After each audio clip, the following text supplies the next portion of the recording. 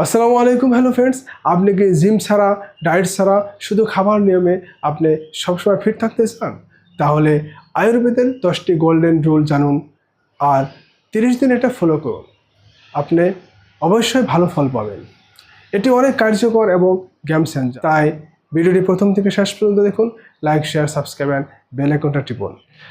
আসুন বিখ্যাত গ্রন্থ চরকা সংহিতা থেকে 10টি গোল্ডেন রুল জানি। প্রথমে বলছি, আপনার যদি সত্যিকারের ক্ষুধা না লাগে তাহলে আপনি খাবেন না।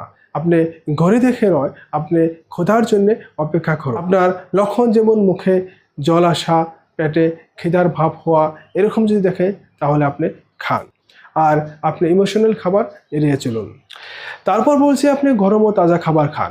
গরম খেলে আপনার অগ্নি স্টিমুলেন্ট করে আর আপনার ডাইজেশনটা ভালো হয়। আর তাজা খাবার খেলে আপনি এনার্জিটা বেশি পাবে। তাই আপনি বাসি খাবার, ঠান্ডা খাবার এগুলো আপনি এড়িয়ে চলুন। তারপর হলো আপনার পেটটা সঠিকভাবে ভরুন। আপনার পেটের জায়গাটা আপনি 4 ভাগে বিভক্ত করুন। প্রথম 2 ভাগ আপনি ভাত, রুটি, মাছ, মাংস, সবজি এগুলো দিয়ে ভরুন।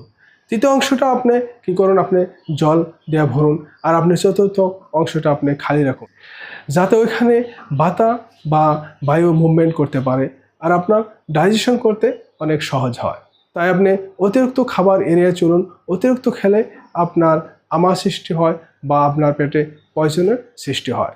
আর আপনি সহজে ডাইজেশন হওয়া খাবার বেছে নিন, যেমন আপনার প্রকৃতি এবং ডাইজেস্টিভ ফায়ার অনুযায়ী আপনি খাবার খান। যদি আপনার হজম শক্তি দুর্বল থাকে, আপনি মুগ ডাল, খিচুড়ি এগুলো আপনি খান।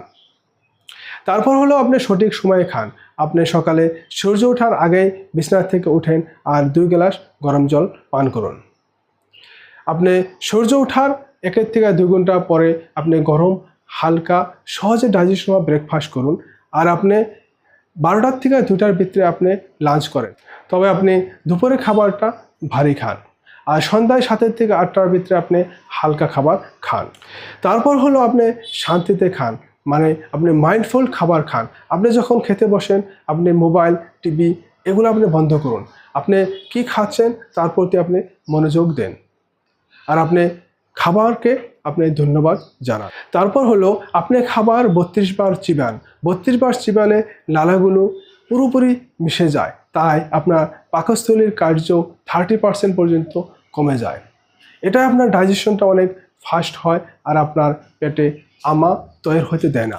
তারপর বলছি, ভুল সমন্বয় বা কম্বিনেশন এগুলো আপনি এড়ান। এগুলো আপনার পেটে আমা ও টক্সিন তৈরি করে। যেমন দুধের সাথে মাছ বা টক ফল এগুলো যদি আমরা খাই, আমাদের পেটে অনেক প্রবলেম সৃষ্টি করে আর আমাদের ডাইজেশনটা অনেক কম হয়। পেটে আমাদের গ্যাস এবং টক্সিন এগুলা অনেক দেখা যায়। এখন আসুন মুখের রসের বা টেস্টের ক্রম বা অর্ডারগুলো জানি। আয়ুর্বেদ মতে 6 ধরনের রসা আছে, যেটা হলো মধুরা, আমলা, লবণা, কাতু, তিক্তা, কাষায়া। তবে প্রত্যেকটির নিজস্ব গুণ, কর্ম ও প্রভাব আছে। তাই যদি আমরা অর্ডার অনুযায়ী খাই, আমাদের শরীরে বেশি কাজ দিবে। তো প্রথমে আমরা শুরু করব মধুরা দিয়ে, যেটা নাকি সুইট বা আমরা কার্বস বা কার্বোহাইড্রেট বলি, যেটা নাকি আমাদের শরীরে সেলগুলা তৈরি করে এবং আমাদের বডিতে এনার্জি দেয়। তারপর আমরা শুরু করব আমলা এবং লবণা দিয়ে, যেটা নাকি অ্যাসিডিটি কমায় এবং হজম শক্তিটাও বৃদ্ধি করে। শেষে আমরা খাবো কাটু, তিক্তা এবং কাষায়া দিয়ে, যেটা নাকি আমাদের শরীরকে ডিটক্স করে এবং হালকা করে দেয়। শেষে বলছে খাবার পরের নিয়ম। আপনি খাবার তুরন্ত পরে কোনো কাজ করছেন বা কোনো ট্রাভেল করছেন, ওরকম আপনি করবেন না। আপনি জাস্ট খাবার পর আপনি 100 পা হাঁটুন। তারপরে আপনি 10 মিনিটের জন্য বাম কাত হয়ে আপনি শুয়ে থাকুন, নতুবা আপনি হালকা হেলান দিয়ে আপনি বসতে পারেন। আর আপনি খাবার পর ব্যায়াম করা, ঘুমানো, চান করা এগুলো আপনি এড়িয়ে চলুন। এই 10টি নিয়ম যদি আপনি মেনে চলুন, তাহলে আপনার শরীরটা আগের থেকে আরও অনেক বেশি ফিট হবে। তাই আজকে থেকে শুরু করুন, অ্যাটলিস্ট একটা করে নিয়ম মেনে চলার চেষ্টা করুন। আর আপনি কমেন্ট করে জানান আপনি কোনটা প্রথমে শুরু করছেন। আশা করি সুস্থ থাকুন, ভালো থাকুন। ভিডিওটি ভালো লাগলে অবশ্যই লাইক এবং শেয়ার করুন, যাতে সবাই উপকৃত হয়। আজকের জন্য বিদায় নিচ্ছি। নেক্সট ভিডিওতে আবার দেখা হবে। ধন্যবাদ।